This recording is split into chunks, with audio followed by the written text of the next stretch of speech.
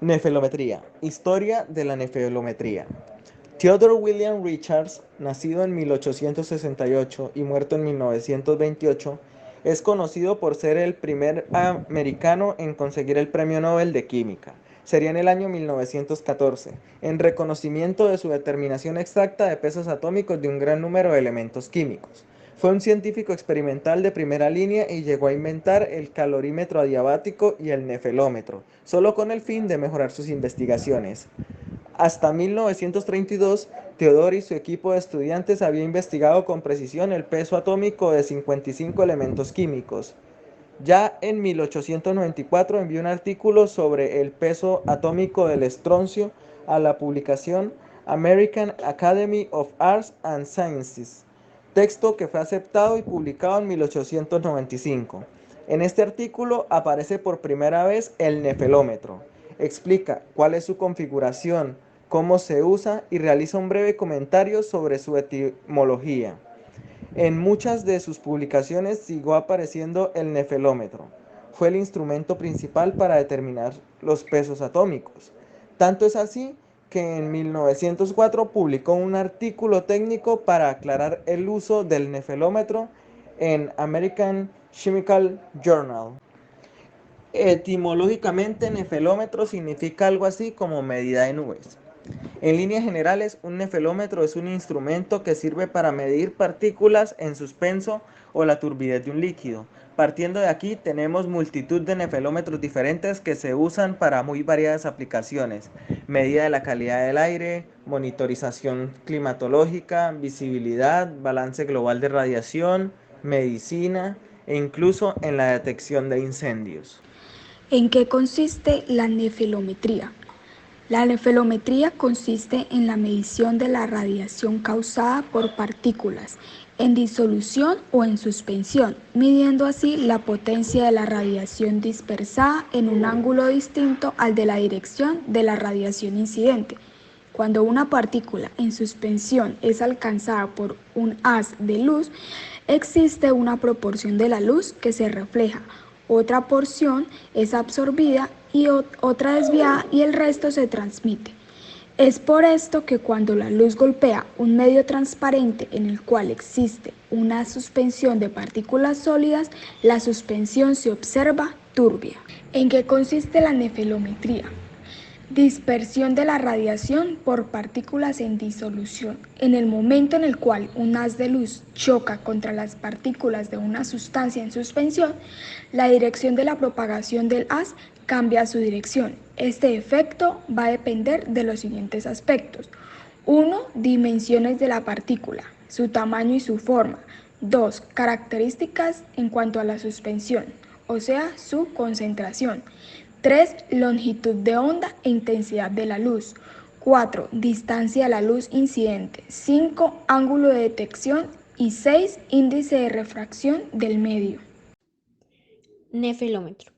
El nefelómetro es un instrumento utilizado para medir partículas suspendidas en una muestra líquida o en un gas, de modo que una fotocelda colocada en un ángulo de 90 grados con respecto a una fuente luminosa detecta la radiación por las partículas presentes en la suspensión.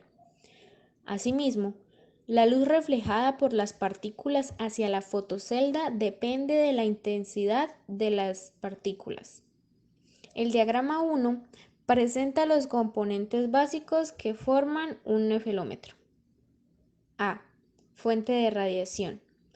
En nefelometría es de vital importancia disponer de una fuente de radiación con una gran potencia lumínica. Existen diferentes tipos, que van desde lámparas de xenón y lámparas de vapor de mercurio, lámparas halógenas de wolframio, radiación láser, entre otros. B. Sistema monocromador. Este sistema está ubicado entre la fuente de la radiación y la cubeta, para que de esta manera se evite la incidencia sobre la cubeta de radiaciones con diferentes longitudes de onda en comparación con la radiación deseada. De otra manera, reacciones de fluorescencia o efectos de calentamiento en la solución provocarían desviaciones de la medida. Cubeta de lectura. Es un recipiente generalmente prismático o cilíndrico y que puede tener diferentes tamaños. En este se encuentra la solución en estudio. Detector. El detector se encuentra situado a una distancia específica, generalmente muy cerca de la cubeta, y es el encargado de detectar la radiación dispersada por las partículas de la suspensión. Sistema de lectura. Generalmente se trata de una máquina electrónica que recibe, convierte y procesa datos, que en este caso son las medidas obtenidas del estudio realizado. Desviaciones. Toda medición está sometida a un porcentaje de error, que principalmente está dado por cubetas contaminadas. En las cubetas, cualquier agente externo a la solución en estudio que se encuentre dentro o fuera de la cubeta disminuye la luz radiante en el trayecto hacia el detector. Cubetas defectuosas, polvo adherido a las paredes de la cubeta. Interferencias. La presencia de algún contaminante microbiano o turbidez dispersa la energía radiante, elevando la intensidad de la dispersión. Compuestos fluorescentes. Se trata de aquellos compuestos que al ser excitados por la radiación incidente provocan lecturas erróneas y elevadas de la densidad de dispersión. Conservación de los reactivos. La temperatura inadecuada del sistema podría causar condiciones adversas al estudio e incitaría a la presencia de reactivos turbios o con precipitados. Fluctuaciones en la potencia eléctrica. Para evitar que la radiación incidente sea una fuente de error, se recomiendan estabilizadores de voltaje para una radiación uniforme.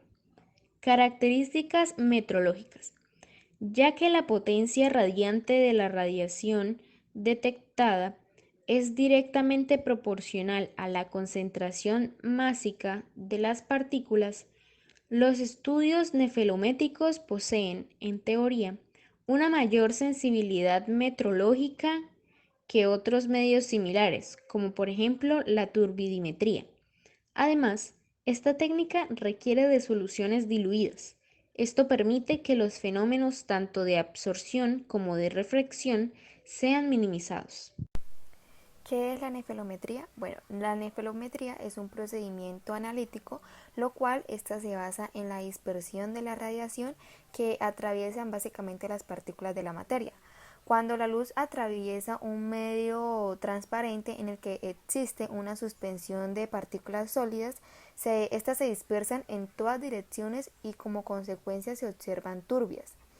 La dispersión no supone la pérdida neta de potencia radiante, solo es que afecta la dirección a la propagación. ¿Por qué? Porque la intensidad de la radiación es la misma en cualquier ángulo. La intensidad depende ¿de qué? Del número de partículas suspendidas, de su tamaño, de su forma, de los índices refractivos de la partícula y del mismo medio dispersamente, y la longitud de onda de la radiación dispersada. La relación que existe entre variables y es más factible un tratamiento teórico, pero debido a su complejidad rara vez se aplica a problemas analíticos específicos. El procedimiento generalmente es empírico y solo se consideran tres factores. Primero, la concentración. Cuando mayor sea el número de partículas, mayor es la dispersión. Segundo, el tamaño de partícula. Factores como el pH, la velocidad y orden de la mezcla. Concentración de los reactivos, duración del estado de reposo y la fuerza iónica. Tercero, la longitud de onda. Generalmente las muestras se iluminan con luz blanca, pero si están coloreadas, esta se debe a escoger una porción de espectro electromagnético en el que la absorción del medio se reduzca al mínimo. Se dice que en las muestras se agregan agentes tensoactivos, bien sea como la gelatina. ¿Para qué? Para prevenir la coagulación del coloide. Solo se obtienen datos confiables si se controlan escrupulosamente las variables que afectan el tamaño de las partículas. Un nefelómetro es un instrumento que determina la concentración de partículas insolubles suspendidas en un líquido a medir la intensidad de la luz que dispersan. Se dicen que los nefelómetros también se conocen o también son llamados como turbidímetros. Ahora hablaremos de las aplicaciones. Les comenzaré diciendo en aplicaciones una introducción. Ok, los estudios de nefelometría ocupan una posición muy importante en los laboratorios clínicos. Las aplicaciones van desde la determinación de inmunoglobulinas y las proteínas de fase aguda, del componente y de la coagulación. Dentro de estas tenemos bastantes otras aplicaciones. En una tenemos detección de complejos inmunes. Cuando una muestra biológica contiene un antígeno de interés, este se mezcla. Esto se ocurre en una solución de buffer con un anticuerpo para formar un complejo inmune. La nefelometría mide la cantidad de luz que se dispersa por la reacción antígeno-anticuerpo y de esta manera se detectan los complejos inmunes. En este estudio puede ser llevado a cabo por dos métodos. Estos métodos son por nefelometría del punto final o por nefelometría cinética. ¿En qué consiste la nefelometría de punto final? Bueno, esta consiste en una técnica que puede ser utilizada para el análisis del punto final, en la cual el anticuerpo de las muestras biológicas estudiadas es incubado por 24 horas. El complejo antígeno-anticuerpo es mediado utilizando un nefelómetro y la cantidad de luz dispersada es comparada con la misma medida, llevada a cabo antes de la formación del complejo. En el caso de la nefelometría cinética, en este método la tasa de la formación de complejos es monitoreada de forma continua. La tasa de reacción depende de la concentración del antígeno de la muestra. Acá las medidas se toman en función del tiempo, por lo cual la primera medida es tomada al tiempo cero, ¿sí? Y la nefelometría cinética es la técnica más utilizada, ya que el estudio puede llevarse a cabo en una hora, en comparación a largo periodo de tiempo en el método del punto final. La relación de dispersión se mide justamente después de agregar el reactivo. Por lo tanto, siempre que el reactivo sea constante, la cantidad de antígeno presente se considera directamente proporcional a la relación de cambio. Otras aplicaciones de la nefelometría se puede decir de esta manera. La nefelometría es utilizada generalmente en el análisis de calidad química del agua, para la determinación de claridad y para controlar los procesos de tratamiento. También se utilizan para medir la concentración de las partículas a partir de la dispersión que éstas producen en una luz incidente. Ahora pasaremos con las ventajas y desventajas de la nefelometría. Ventajas y desventajas de la nefelometría. Ventajas. Es un examen para medir en forma rápida y precisa el nivel específico de ciertas proteínas llamadas inmunoglobulinas. Determina concentraciones en partes por millón con un margen de error del 1 al 5%. Tiene un amplio surtido de parámetros en diferentes fluidos biológicos. Tiene una alta capacidad de dar 100 resultados por hora y elimina totalmente el riesgo de exceso de antígeno. Desventajas. No puede distinguir anticuerpos. Solo se puede aplicar a microorganismos unicelulares y es afectada por burbujas sólidas o disueltas.